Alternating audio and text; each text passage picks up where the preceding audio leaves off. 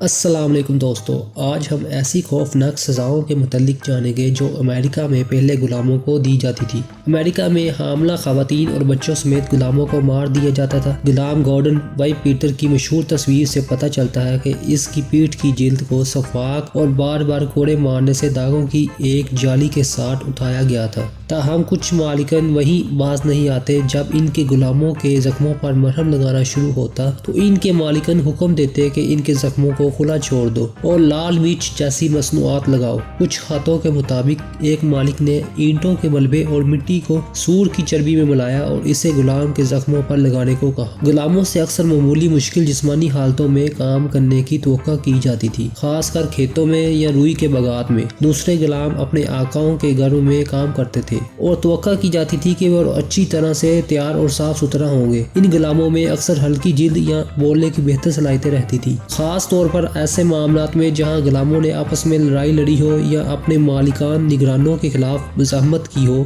تو مالکان کے لیے جسمانی طور پر تفریق کا حکم دینا لازمی تھا۔ کبھی کبھی اس میں کان کا کاٹنا یا گوشت کاٹنا شامل ہوتا تھا۔ مزید سخت مثالوں میں اعضاء کا کٹنا، آنکھیں نکالنا یا مرد عورت کو دونوں کو سزا دینا شامل تھا۔ ان کا طبی علاج نہیں ہوتا تھا۔ کچھ انفیکشن اور خون کی کمی اور دیگر پیچیدگیوں کی وجہ سے ہلاک ہو جاتے تھے۔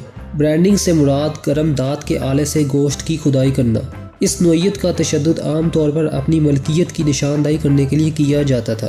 بڑی کمپنیاں اپنے غلاموں کو نشان زد کرتے تھے تاکہ انہیں آسانی سے پہچان سکیں۔ ان برانڈز کو بڑی کمپنیوں کے دعووں کی تردید کے لیے جسمانی شواہد کے طور پر استعمال کیا گیا تھا۔ 1840 تک نیو اورلینز نے امریکہ کی سب سے بڑی غلام مارکیٹ تیار کر لی تھی۔